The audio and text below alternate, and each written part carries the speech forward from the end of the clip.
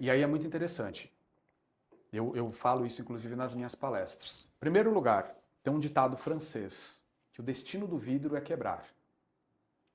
Isso, os franceses, a França foi a primeira que institucionalizou, a primeira usina de vidro surgiu na França, começou com o Royal Glass Works há mais de 350 anos. Então, o vidro que a gente conhece hoje, ele vem muito de lá. E o francês tem uma relação com o vidro muito intensa, desde o Palácio de Versalhes, né, que foi quando surgiu o Royal Glass Works, exatamente para a fabricação dos espelhos do Palácio de Versalhes. E existe esse ditado que o destino do vidro é quebrar. Bom, então a gente já sabe que o destino do vidro é quebrar. O vidro vai quebrar.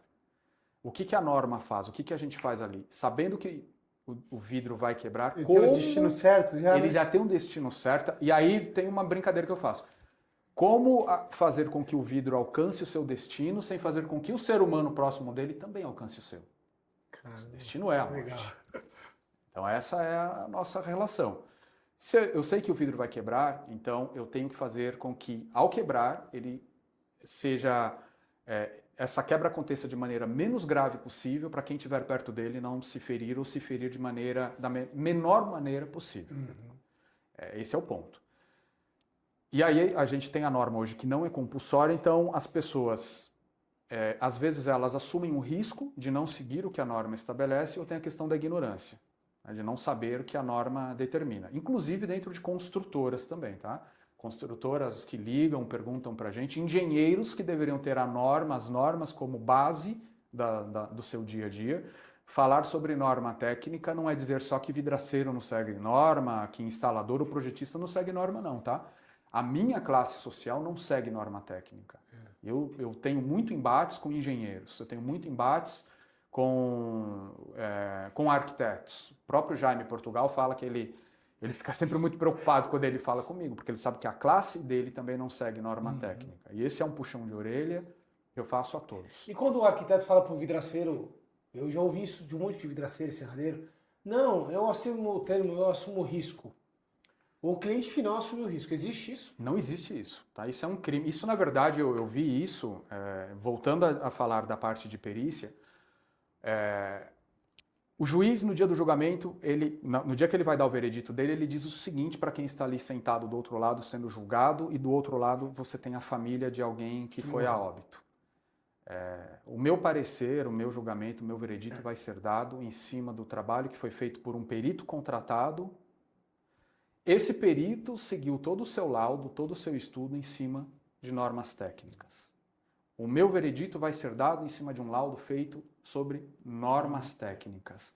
E você, que era o especialista, que deveria ter seguido as normas técnicas, não fez. Seja por ignorância, seja porque assumiu o risco, você vai ser julgado agora por conta disso. Então não tem como eu culpar, jogar essa responsabilidade para o meu cliente. Não, mas ele assinou um termo de responsabilidade sabendo. Não tem. O responsável técnico por qualquer edificação é um engenheiro ou é um arquiteto. Entendi. O vidraceiro, ele pode ser o cara que ajuda o arquiteto que desconhece sobre vidro.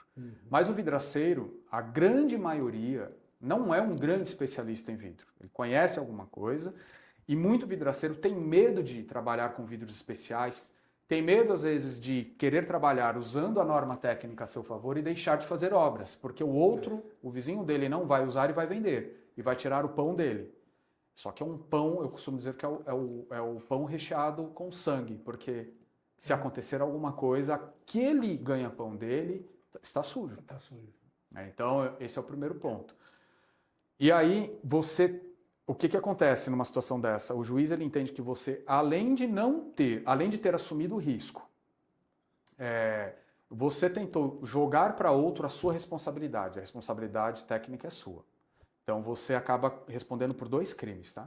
A responsabilidade é sua. Eu uso um exemplo muito clássico que acontecia no passado, não sei se acontece. Você chegava na academia, e eu conheço o Daniel de uma época que, quando a gente começou a discutir o Daniel e eu, ainda bem que era à distância, porque esse cara ele era muito grande, ele era fisiculturista, ainda bem que as discussões eram de longe.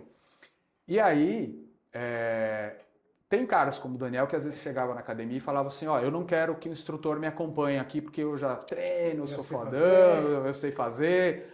E a academia falava o seguinte, então você vai assinar um termo aqui que se você se machucar, acontecer alguma coisa, eu não sou responsável. Muita academia fechou por causa disso, sabia? Não existe isso. Isso não existe. É a mesma coisa um arquiteto jogar a responsabilidade para o consumidor final. Ele não tem a formação para aquilo. Quem assina a RRT é o arquiteto. Quem assina a ART é o engenheiro. Não existe isso. Que é a anotação de responsabilidade técnica. Isso. E aí e o do arquiteto é o registro de responsabilidade técnica, que é a RRT.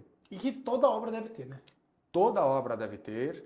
Toda empresa que faça algum tipo de trabalho hoje, por exemplo, que vai fazer a instalação de uma fachada, de um fechamento de varanda, ele deve ter um responsável técnico também. Hoje lá na empresa a gente contratou um engenheiro e ele está registrado no CREA como a nossa empresa. Então, isso aí. Aí ele assina todas as nossas obras, tudo certinho, porque ficar contratando terceirizado por obra, para a gente ficou mais fácil a gente ter o nosso engenheiro mesmo e assinar todas as obras perante o CREA e tal, e ele acompanhar.